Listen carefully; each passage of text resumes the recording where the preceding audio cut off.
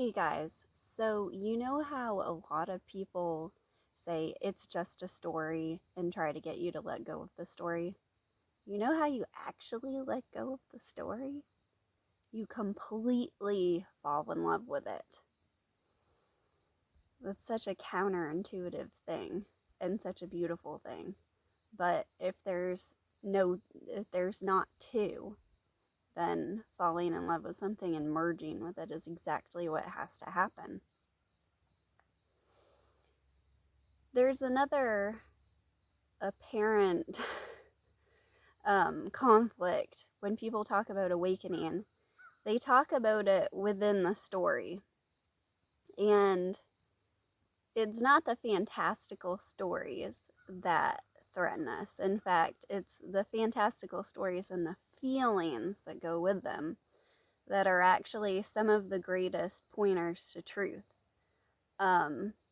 Because you're well aware they're a fantastical story, and when you're immersed in a fantastical story, there's no you, there's no character of you that exists within that story. It's when you come back to your own reality that it's a problem. And so when you go down this road, when you get past the I'm crazy point, you'll see fantasy start to merge with reality. And then with awakening, it's like you really go to source, which is sort of like the mind of the love of the author who dreamt you up. And so that's why self-love is such an aligned thing to realize and to embody, because you can't really love yourself. And so you may find that loving certain stories where there's no character of you, or loving other people and realizing that you can completely rewrite how you view and see other people, and then have their interactions with you change immensely, can be such a powerful thing. Just having that intention to fully love people. And with an awakening, it's like you and the author sort of merge, but normally it's like we're an extension of that and we're in character. And so many of the teachings are about it's a story, and then the word it's just a story is very loaded with that's stupid, you should let go of that.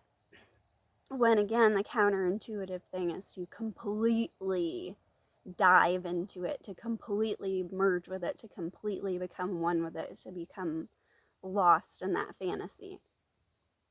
And I wanted to talk about the funny thing that happens with awakening, which is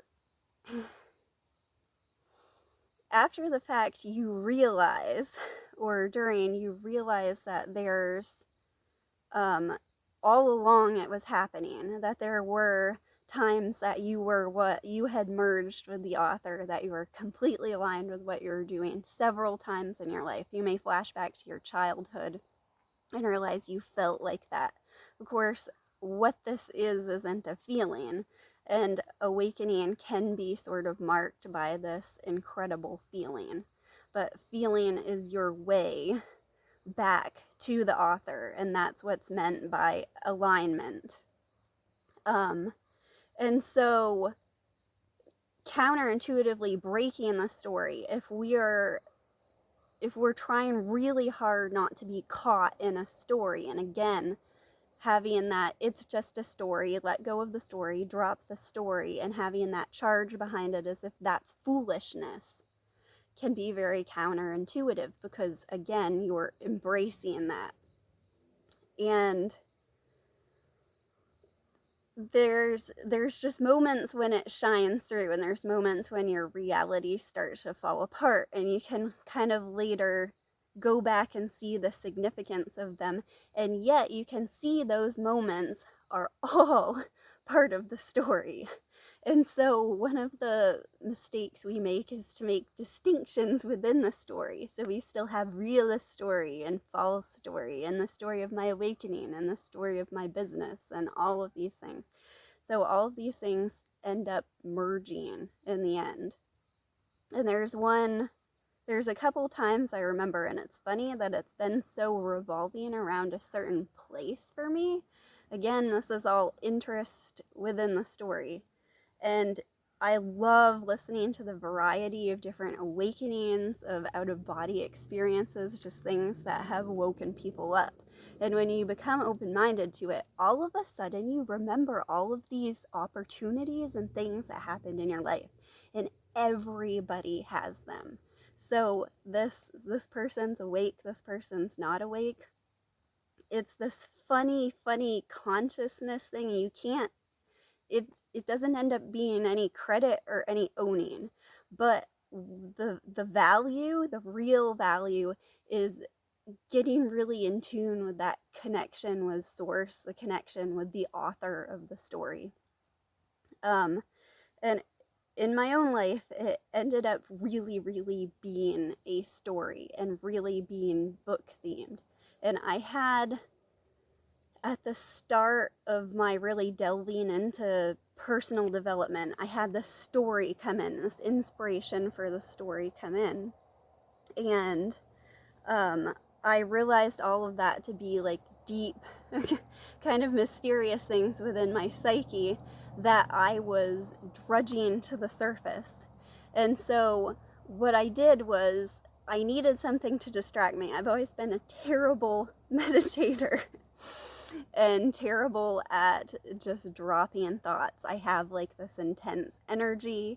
And one of the things that I've been enjoying so much lately is just loving good ideas when they come up, just loving them and rolling with them and being like, oh, that had nothing to do with the last thing I was thinking about, but that's another amazing idea. And letting go of that need to be on like one track, which I realized was this complete need to control. So we get our spiritual, again, being ashamed of that's just a story. We get our spiritual progress and our measures, self-assessed measures of spiritual progress, so mixed up. And of course this would be counterintuitive, because that makes the most fascinating story. This is all about fascination. I can't remember, but I'm pretty sure the word root of fascination is really interesting. But so remembering back, I wanted to let go of thoughts. So when my mind would start getting on this feeling bad, this negative kind of thinking spell, I would go into dreaming up this story and figuring out how it would work. And so when I really like worked on this and tried to get somewhere and tried to write things down, it just felt like drudgery. But occasionally I'd have these inspiring things come up, and so it went in the story folder. During the awakening, it was like this moment of clarity where I realized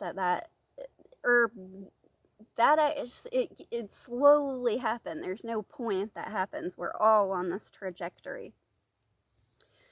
That story was an allegory for exactly what was going to happen and what things I wanted to integrate. But to me at that time, that was just this fantastical story I was coming up with as a distraction.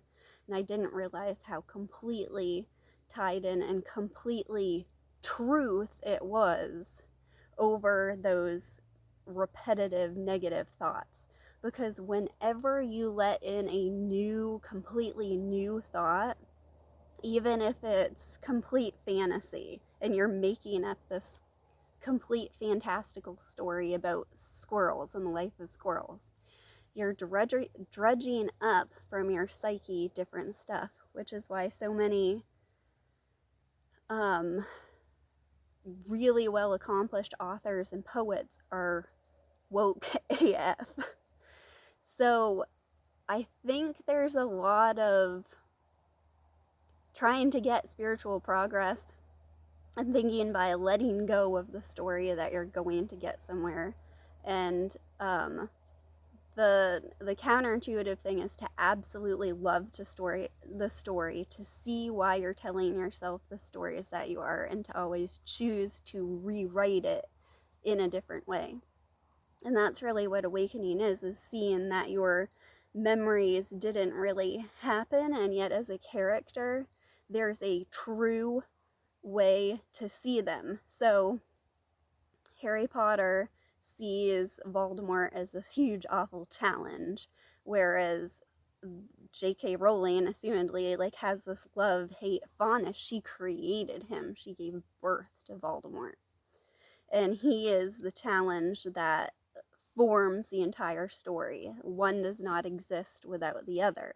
And so when you when you drop the thoughts of the character and the position of the character and align with the thoughts of the author, sometimes it doesn't feel like no mind. Sometimes it feels like this intense creative energy that's just like seeing these amazing, inspiring things and loves every single character as the story unfolds. So this is a fairy tale, and it can be anything you want to be. And when people say it's just a story, that is completely direct, because you're not trying to seek anything in that. And this counterintuitive, this is just a story, so it can be anything you want it to be, I think sometimes gets left out. So that's it's hard to talk about the amazement of this all, because it really is mundane and amazing at the same time. Those dualities totally merge. So thanks for watching, guys. I'll talk to you again soon.